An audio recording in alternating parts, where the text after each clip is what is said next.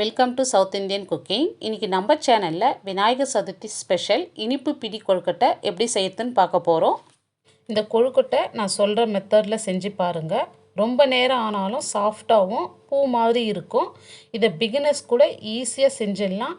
நான் டிப்ஸோடு சொல்கிறேன், வாங்க எப்படி செய்யறதுன்னு பார்க்கலாம். இப்போ அதுக்கு தேவையான பொருட்கள் பார்த்துடலாம். இப்போ 1 கப் அரிசி மாவு, 1/2 கப் அளவு துருகின தேங்காய், 1 கப் அரிசி மாவுக்கு 1 கப் அளவு ஜாகரி பவுடர் எடுத்திருக்கேன்.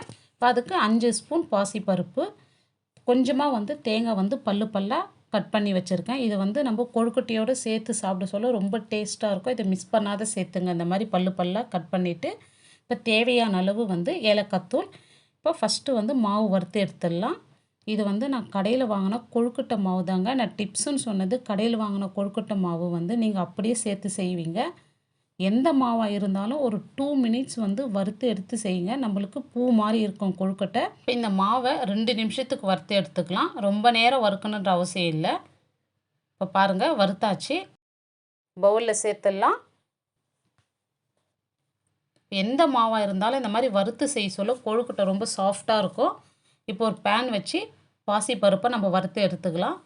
நான் 5 ஸ்பூன் பாசிப்பருப்பு சேர்க்குறதுல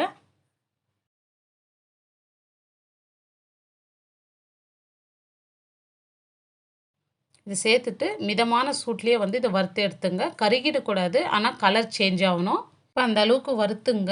இந்த மாதிரி வறுத்துட்டு சேர்க்க சொல்ல கொழுக்கட்டை சாப்பிட சொல்ல நல்ல ஒரு மணமாக இருக்கும். இப்போ பாருங்கள், வறுத்தாச்சு. ஒரு டைம் வாஷ் பண்ணிவிட்டு இப்போ கொஞ்சமாக தண்ணி சேர்த்து 50லேருந்து 60% நம்மளுக்கு வெந்தால் போதும். ஃபுல்லாக வேகணுன்ற அவசியம் கிடையாது. இது பாருங்கள், இந்த அளவுக்கு வெந்திருக்கு. இப்போ கையில் எடுத்து நெசுக்கி காமிக்கிறேன் பாருங்கள். இந்த அளவுக்கு வெந்தால் போதுங்க. நம்மளுக்கு இது கொழுக்கட்டையில் அங்கங்கே கடிப்பட சொல்ல டேஸ்ட்டாக இருக்குங்க சாப்பிட்றதுக்கு. இப்போ இந்த அளவுக்கு இது வெந்தால் போதும். இப்போ ஒரு பேன் வச்சு நம்ம வெல்லம் சேர்த்துடலாம். 1 கப் அரிசி மாவுக்கு நான் 2.5 கப் அளவு தண்ணி சேர்த்துக்கிறேன்.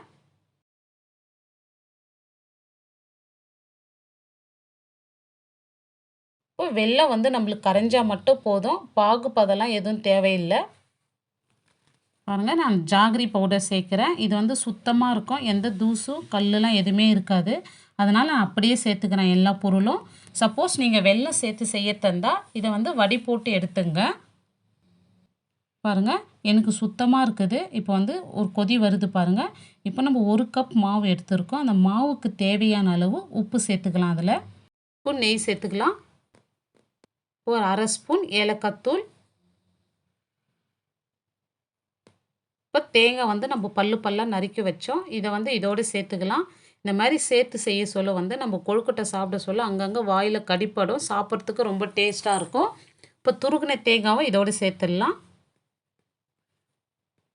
இப்போ பாருங்கள், வேக வச்ச பாசிப்பருப்பும் இதோடு சேர்த்து நல்லா மிக்ஸ் பண்ணி விடுங்க. இப்போ ஃப்ளேம் மீடியமில் வச்சுட்டு நம்ம வறுத்து வச்ச மாவு இதோடு சேர்த்துக்கலாம். இப்போ இதை சேர்த்துட்டு நல்லா மிக்ஸ் பண்ணி விட்டுக்கலாம். கட்டிலாம் எதுவும் நம்மளுக்கு சேராது. நம்ம கரெக்டாக தண்ணி அளவு வச்சுருக்கோம். இப்போ பாருங்கள், கரெக்டாக வந்திருக்கு பாருங்கள் நம்மளுக்கு. இப்போ நல்லா மிக்ஸ் பண்ணி விடுங்க. கேஸ் ஆஃப் பண்ணிடலாம். இதை நல்லா மிக்ஸ் பண்ணுங்கள். இப்படி நல்லா மிக்ஸ் பண்ணி எடுத்துட்டு ஒரு பிளேட்டில் மாற்றிடலாம். இது பிளேட்டில் மாற்றிட்டு இது நல்லா ஆறட்டும். இப்போ ஒரு பவுலில் ஆயில் எடுத்துருக்கேன். நீங்கள் எந்த ஆயிலாச்சும் எடுத்துங்க. தேங்காய் எண்ணெய் இல்லை நல்லெண்ணெய் ஏதாச்சும் எடுத்துங்க.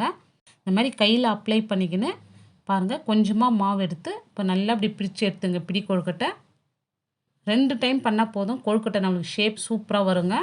இப்போ இன்னொரு டைமும் பிரித்து காமிக்கிறேன். ரொம்ப சிம்பிளான இது பிடி கொழுக்கட்டை. இனிப்பு பிடி கொழுக்கட்டை ரொம்ப ஈஸியாக செஞ்சிடலாம் நம்ம.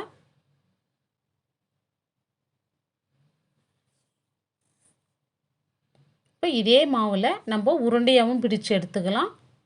இப்போ இந்த மாதிரி பண்ணி எடுத்துகிட்டு நம்ம உருண்டையாகவும் பிடிச்சு எடுத்துக்கலாம்.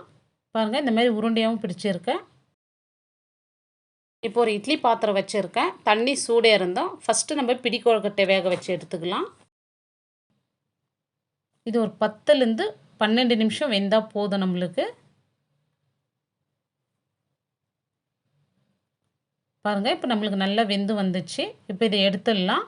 உருண்டையாக பிடிச்சு வச்ச கொழுக்கட்டையை வேக வச்சு எடுத்துடலாம். இப்போ அதே டைம் தாங்க 10லேருந்து 12 நிமிஷம் வெந்தால் போதும். பாருங்கள், நம்மளுக்கு சூப்பரான பிடி கொழுக்கட்டை ரொம்ப ஈஸியான மெத்தடில் சொல்லி கொடுத்துருக்கேன். எவ்வளோ சாஃப்டாக இருக்குது பாருங்கள்.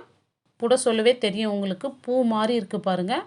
நீங்கள் நான் செஞ்ச மெத்தடே ஃபாலோ பண்ணுங்கள். இதே அளவுகளோடு நீங்களும் செஞ்சு பாருங்கள். செஞ்சு பார்த்துட்டு இந்த பிடி கொழுக்கட்டை எப்படி வந்ததுன்னு கமெண்ட் பண்ணுங்கள். இந்த வீடியோ பிடிச்சிருந்தால் லைக் பண்ணுங்கள். உங்கள் ஃப்ரெண்ட்ஸ் அண்ட் ஃபேமிலி மெம்பர்ஸ்க்கு ஷேர் பண்ணுங்கள். நம்ம சேனலை சப்ஸ்கிரைப் பண்ணாத பார்த்துட்டு இருந்தீங்கன்னா சப்ஸ்கிரைப் பண்ணிவிட்டு பெல் பட்டனை கிளிக் பண்ணிங்க. Thanks for watching.